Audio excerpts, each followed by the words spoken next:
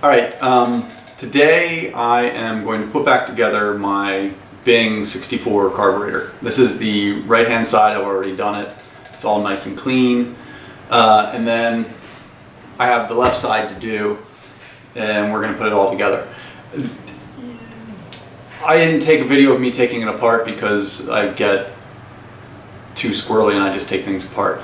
The only two things I recommend when you take one of these apart is, number one, before you take out the air fuel screw right here, turn it all the way in and count how many turns it takes to go in. Probably be like anywhere from half to 1.5. And then you can take the whole thing out, but that way you know what it was set at. The other thing is, if you can see it, the butterfly screws are pinged over on the other side so they don't come out, because you don't want those getting sucked into your engine. So before you take those out, you got to carefully grind around. Now, quite frankly, I didn't, because I didn't realize that at first. It didn't do any harm, but I totally wouldn't recommend it because you're talking steel screw and brass, bar. So definitely do that. Putting them back in, you can re-ping the screws, or you can use some blue Loctite. I'm going to use blue Loctite. That's about it. Hopefully this will be fine. So we have the parts.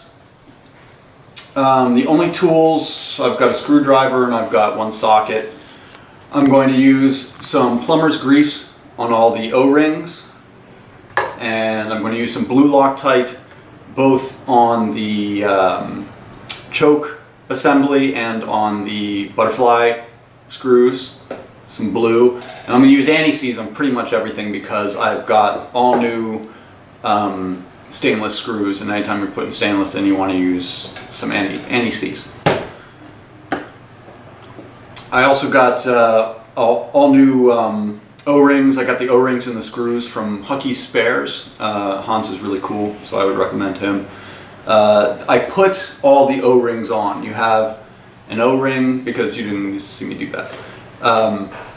O-ring on the air fuel screw, O-ring on the pilot jet, O-ring on the main jet body, the Venturi, O-ring on the carb assembly, or the choke assembly, and one on the butterfly arm. So I've already put those on. So first, we're going to put all the jets in. So first thing, air fuel screw, and the little spring. Now, a couple things before we start. Number one, so, I cleaned these all off. I soda blasted everything. I had mixed feelings about soda blasting. Just make sure you super clean it up afterwards. And then I polished the tops a little bit. People want to know what the numbers on the carburetors are. You have Model 64. It's a 64 3211. So you have Model 64, 32 millimeter, and the last set of numbers is going to be the iteration of the Model 64. These, I have the 11 and 12. The 11, the odd number, is going to be your left-hand carb. The even number is going to be your right-hand carb. So this one's the 11. The right-hand one is the 12. All right, so we're going to start putting it together. I've lightly used some plumber's grease, and I've lightly greased all the O-rings. So I know that first I'm going to put in the air fuel screw, and I know that this was in one turn. So I'm going to turn it all the way in.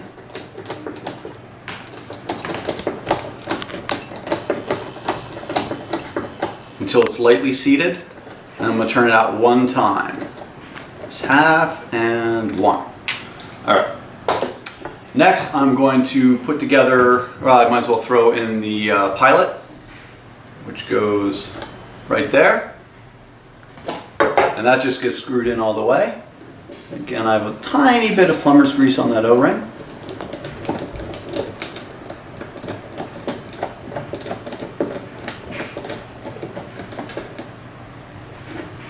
Snug it up in there. Now we're going to put together the main carb body. So you have the Venturi, right? And then you have the main jet and the jet washer. You're going to put the washer on. You're going to screw in the main jet.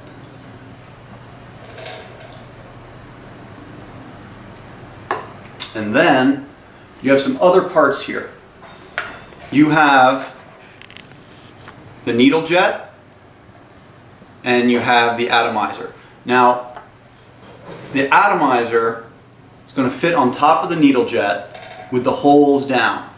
It's the only way. What's going to happen when, here, I'll drop this in right now. When you drop these parts in, if you can see it, the jet needle, or the needle jet, actually sticks through the body of the car. If you have it reversed, it won't do that. So you got to make sure that that's that way. Once you have that, and I've also lightly greased the threads as well on this one, as well as the O-ring, so it doesn't seize up on me. And then I'm just going to screw this whole assembly down in.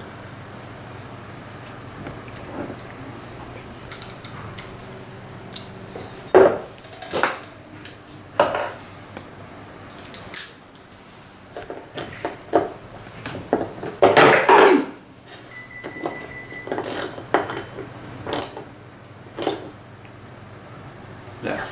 All right, so that takes care of our jets. Next, we are going to take the float needle and drop it with the round side up. Some of the other models into this hole. Some of the other models have a different type of float needle that has like a little pin, and then there's this little wire that holds it all together. This is just the round style, and I think it's easier, but it's what comes with this car. These cars are in pretty good shape. Besides cleaning them up, I had to replace one float needle, one float rod. Oh, and there were no there was no screws for the vacuum port for when you synchronize them. In fact, so I'm going to put that in now while I'm thinking about it. This is a little stainless screw with a red washer. It goes on this nipple right here. I just threw out my finger. I'm just going to screw that in. But otherwise, the jetting was all stock and they hadn't sat with fuel in them, so everything was pretty good. All right, so now I'll flip that back over now that I put that in. I have to re-put my float needle in because I knocked it out. And then here are the floats. These apparently these floats degrade over time. They should be about, and the way you can tell is they start kind of deforming and getting yellow and stuff. They should be white. You can float them in gasoline, and if they float with a decent, you know, like even this much out or so, that means they're okay. You can also weigh them on a little scale. They come out of the bag brand new, I think at 13 grams. One of these was 13 and the other one was like 15. I probably should replace the other one, but we'll just see how it works. But once they get to like 18 grams or so, they're sunk, literally. All right, so you take the pin. The pin has, you're not gonna be able to see this, but the pin has a knurled side and kind of a sharpened side. You obviously want to pound it in and out from the sharpened side so you're not putting that knurl through these tiny little arms because it could break them. The other, well, all right, so I'll stick these in.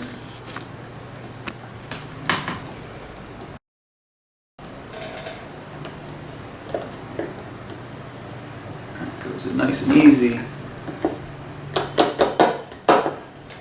Now,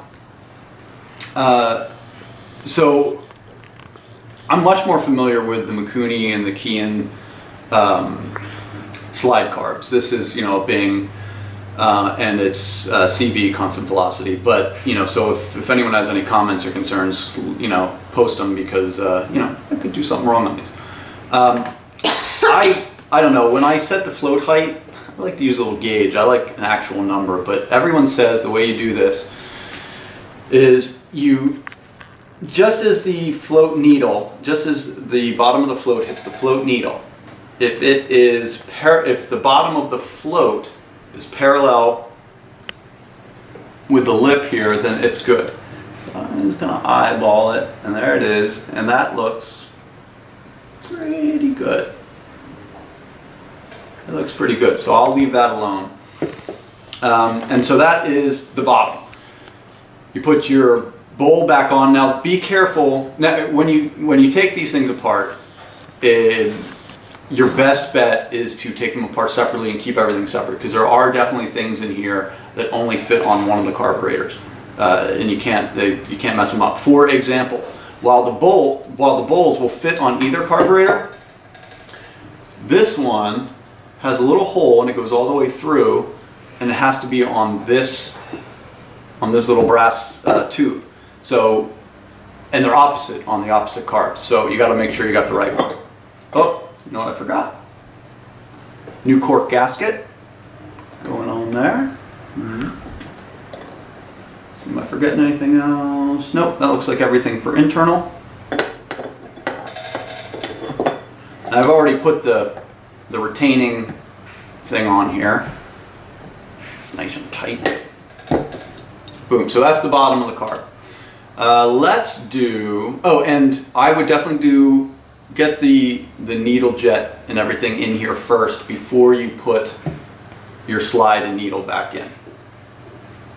All right, so let's do the choke assembly. Choke assemblies are also pretty easy to mess up. So, just pay attention to the way they were put in. They're each marked with an L or an R for left and right. So this is the left one, so it's got an R on it. And it's also, on this side, got a little punch mark. When you put these together, you want the punch mark to be on the side with this little protuberance. All right? If it's backwards, it's not going to work. So it's got to be like that. And what it's going to look like, you can see that this oblong hole, or this like teardrop hole, is going to kind of line up with this oblong hole here in the carb body. And the different holes in the choke thing are going to line up with this little hole. So that's, if you look at it, you can see, okay, that's right. Now, I greased very, very little grease on the top and bottom of this, so it slides easy, but you've got to be really careful because you don't want to clog up any of those holes. So, another washer. Now, I've been told that these screws come out super easy. So, I am going to use, rather than use some anti-seize, I'm going to use a little bit of blue Loctite on these.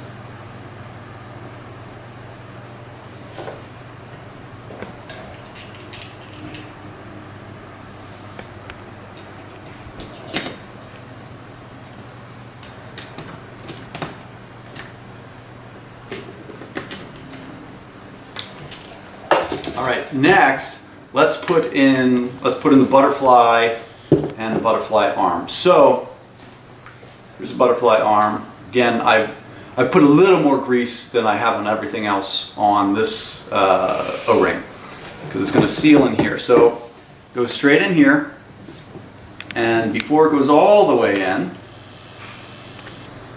you also have this little arm, and this is one of the pieces that is different for each carburetor. And that's, so you'll see that there's two holes. You have one for the O-ring, or two indents here, one for the O-ring and one for this little bugger. So that slides in like that. And the whole thing slides in like that. Then you can take the appropriate screws here, and now I will use some anti-seize for these.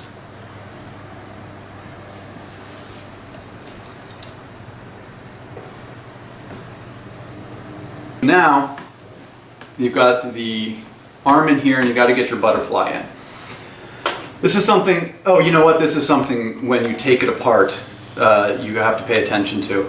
It looks like from the factory, a lot of these have a little punch mark on them to give you orientation, because you can put them in upside down or backwards and they will not work properly. If you were to look at this really carefully, and I can't imagine you'll see it, but it's actually got an edge to it on both top and bottom, so that it fits right. Which side is right here? Yeah, so that when it's in the carb body it seals properly. So it's always a good idea to at least look for this dot, and it's going to be facing up, or mark, you can take all and mark something on there yourself. So one side of this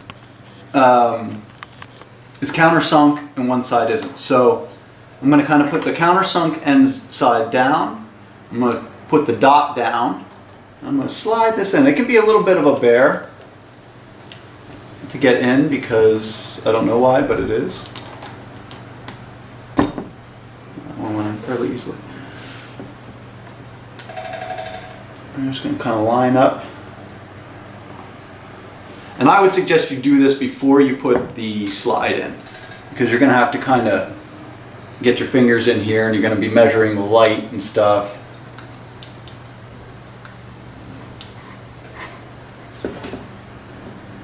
All right. Now, this is going to take some adjustment. But for first, I'm going to put a helping of Loctite on here. Drop in a screw. Another one. And like I said, I'm not going to peen these over. I'm just using Loctite. That should be all the Loctite I need for everything. That way.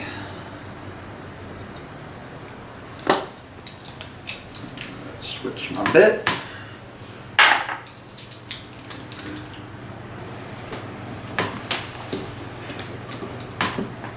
I'm just putting these screws in loosely for right now.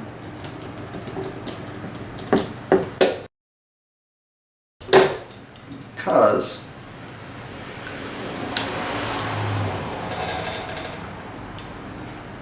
I want to make sure, what I'm going to do is I'm going to hold this up to the light, and I want to get it so that I get as least amount of light as possible through the bottom especially. So I've kind of finagled this. I'm going to push on this to kind of push it down. I'm also going to look and make sure that one actually seals. That's actually really good. So now I'm going to hold it. I'm going to tighten these up and then I'll check it again.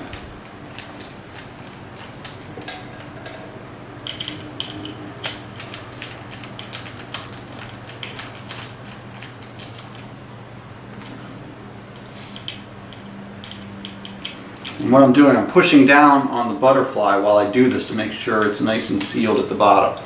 I'm going to look through again.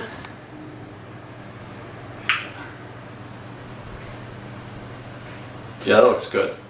Actually, it looks better than the other one.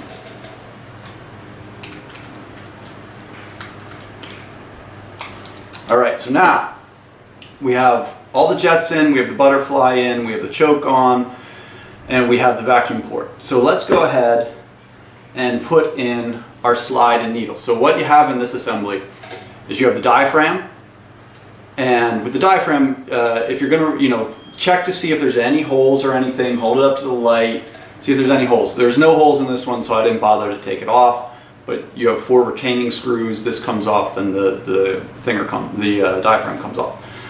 Now the needle was new to me because I'm used to needles that have little notches and you use like a little circlip to do the different positions.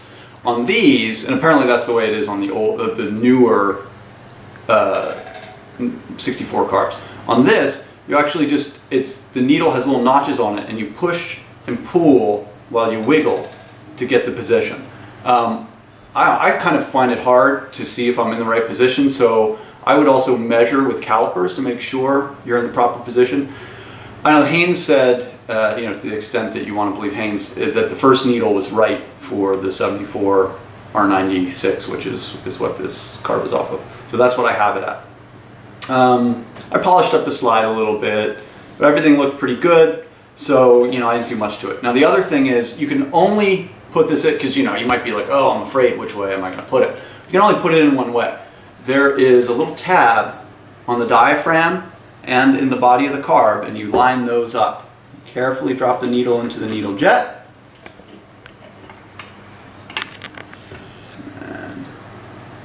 Make sure that that tab is lined up.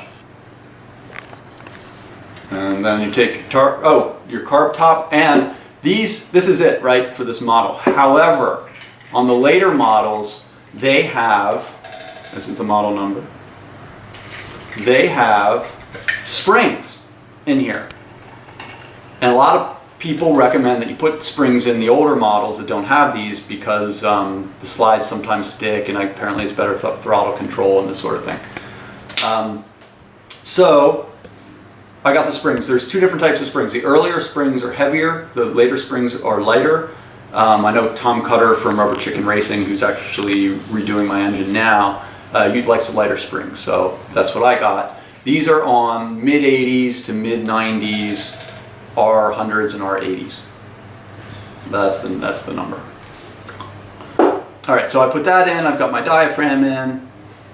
And now I'm going to put the top on. The top goes with the little holders on the side with, you know, where your choke and your throttle cables are going to go.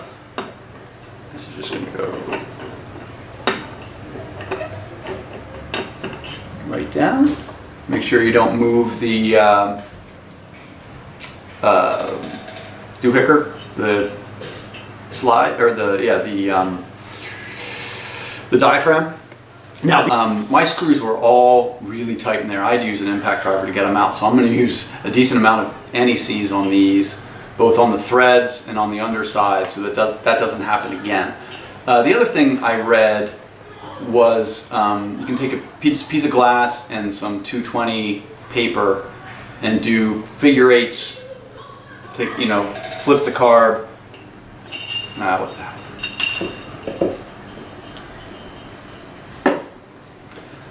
You want to lap this, and that can help seal it and prevent some seepage. So glass, 220, a couple figure eights, not many apparently, and then that's decently lapped. I also did some 320 passes because I wanted to. All right, let's put this back together.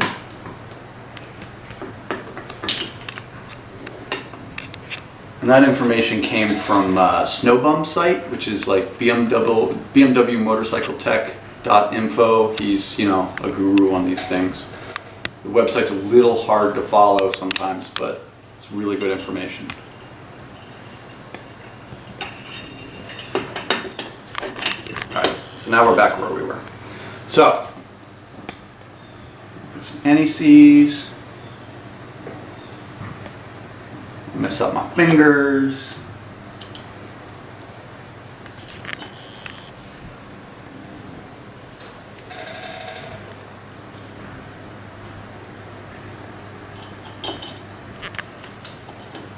And you're going to put these down like you would the lug nuts on a car, going opposite to opposite.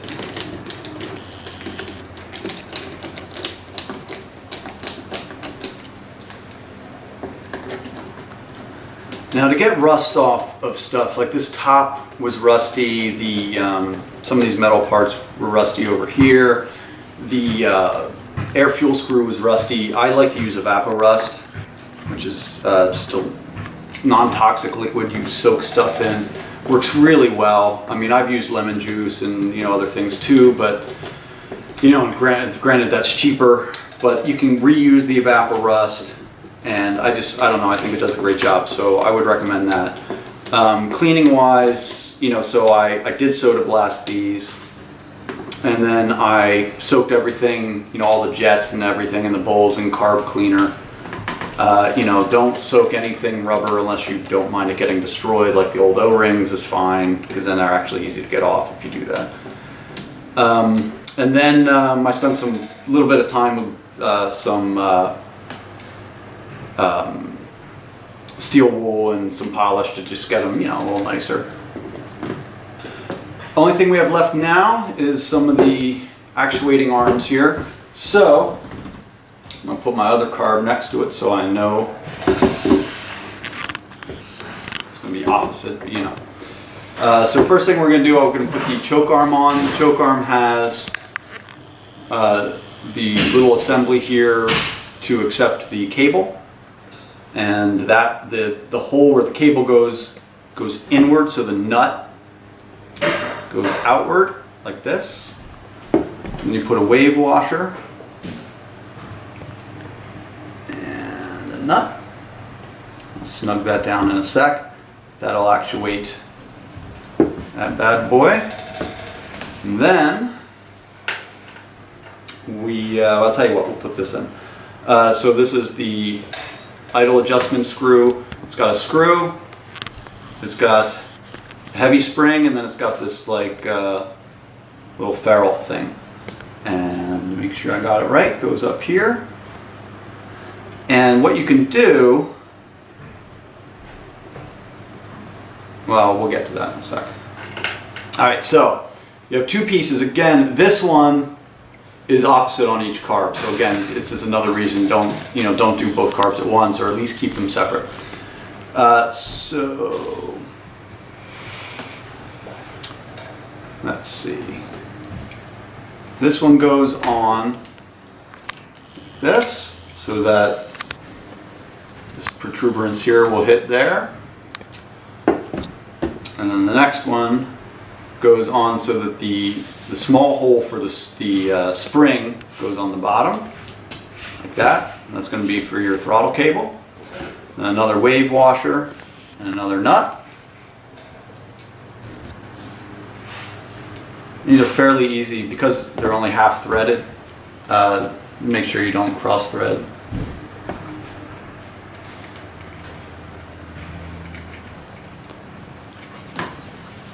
There we go. All right, now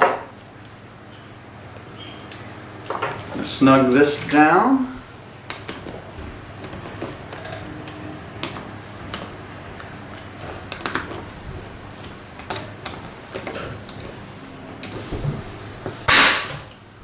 All right, so now we have that on too. Now, so for your beginning adjustment here, well, you know what, here, we'll add this spring. So the spring, small side goes down.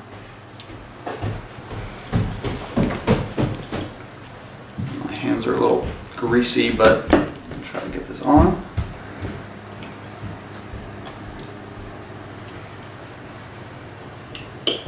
Come on. There we go. So now throttle spring, return spring's on, throttle arm dealie's on. Now, so when you want to adjust this to start, what I would recommend is you screw it in until it just hits the stop, and then put a piece of paper in here, and as soon as you feel resistance, leave it. And that's like a good starting spot for, at least they're the same then when you tune them on the bike. So that is what I'm going to do.